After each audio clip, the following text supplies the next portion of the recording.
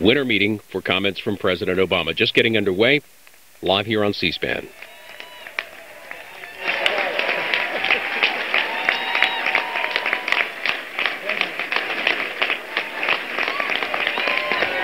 Hello, Democrats. Thank you. Thank you very much. Thank you. Thank you. Thank you. Thank you very much. Thank you. Thank you, DNC. Everybody have a seat. Have a seat. Thank you. Ah, it is good to see you. Good to be among friends. So committed to the future of this party and this country that they're willing to brave a blizzard. Snowmageddon here in D.C. I noticed somebody had Californians for Obama, and I was thinking, you guys are not used to this. I've got some special thanks to the folks here. First of all, I want to thank Eleanor Holmes Norton for fighting the good fight here in the District of Columbia. Ray Buckley, our DNC Vice Chair from New Hampshire. Alice German, DNC Secretary. Andy Tobias, DNC Treasurer. Thanks for the great work that you guys do. I want to thank Tim Kaine, who's not only an outstanding former governor, but an outstanding leader of this party, busy building the best online and in-field grassroots organization we've ever had. Give Tim Kaine a big round of applause.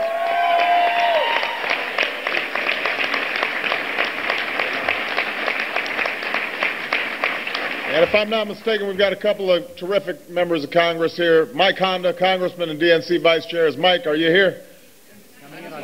Who's on his way? He's still shoveling. And how about Barbara Lee? Is Barbara here? Well, we love her anyway. So give Barbara and Mike a big round of applause.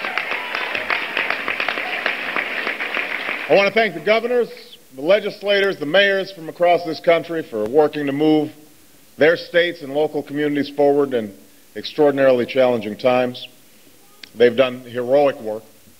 I want to thank the DNC members, state party leaders, and most of all, I want to thank the millions of Americans who've taken up the cause of change at the grassroots level in all 50 states. Now, Tim alluded to this, but I just want to remind everybody, we knew from the beginning that this would not be easy.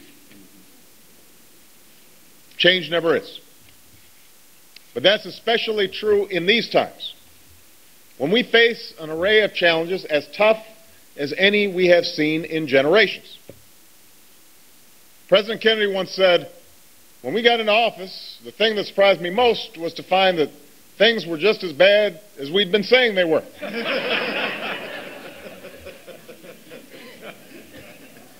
Well, the truth was, things were worse.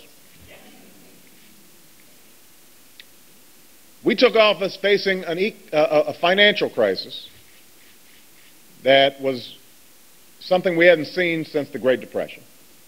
An economy that we now know was bleeding 750,000 jobs a month, a $1.3 trillion deficit, and two wars that were costly in every sense of the word.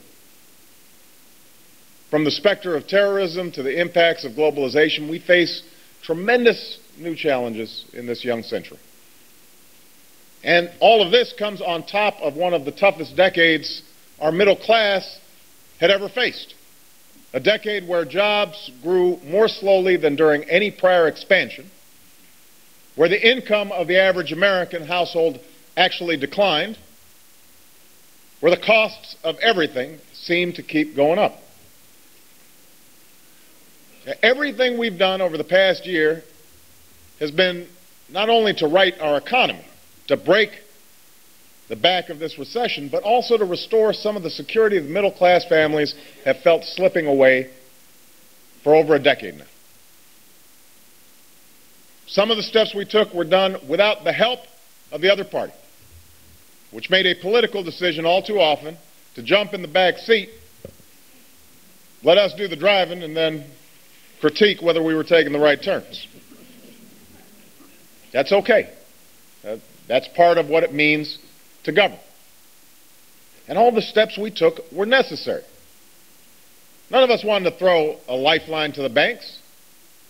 But the outrage shouldn't be that we did, because it had to happen in order to prevent millions more from losing their jobs, millions of businesses and homes foreclosed. The real outrage is that we had to do it in the first place in order to fend off the collapse of the financial system. That's the outrage.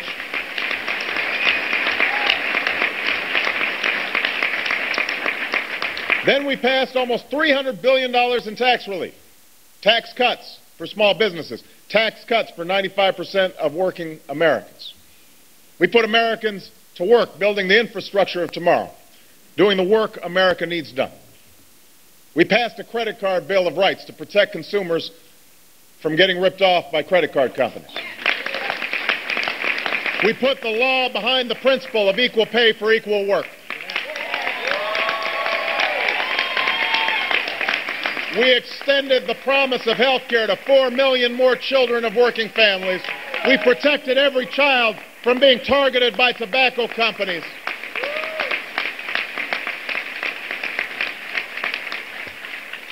We passed a service bill named for Ted Kennedy that gives young folks and old folks new ways to give back to their communities. We appointed Sonia Sotomayor to the Supreme Court.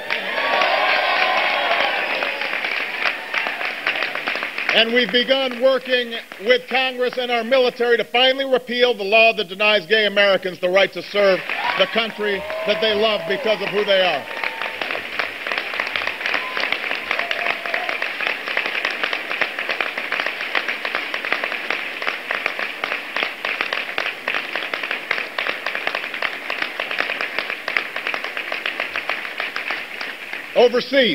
Overseas, we've begun a new era of engagement.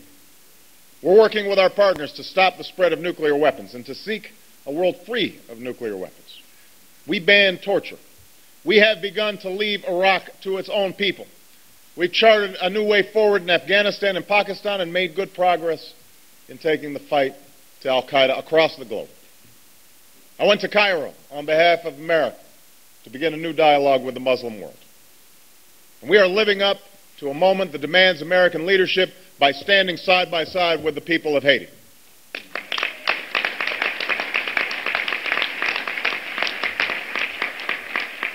So if you look at a tally of the things we said we would do, even in the midst of this extraordinarily challenging economy,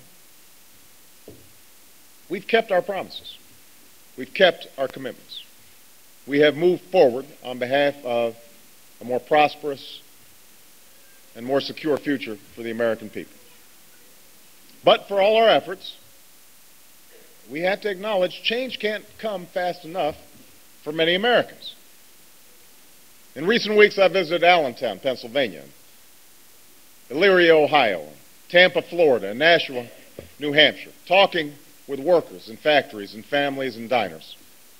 And they want to know, how are they going to find a job when they only know one trade in their life? Or how are they going to afford to send their kids to college? How are they going to pay their medical bills when they get sick?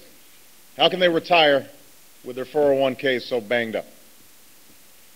Most of all, they're wondering if anyone can or will do anything about it, especially here in Washington.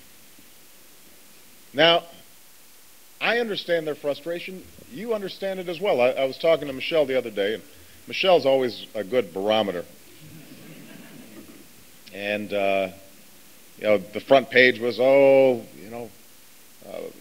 what's Obama going to do to get his poll numbers up? And are the Democrats all in a tizzy and this and that? And she said, listen, if you're the average family, if I'm a mom out there and I'm working and my husband's working, but we're worried about losing our jobs, our hours have been cut back, costs of our health care premiums just went up 30%, and credit card company just jacked up our interest rates 39%, and our home values have gone down by $100,000, and our 401k's all banged up, and suddenly somebody calls up and says, so how do you think President Obama's doing right now?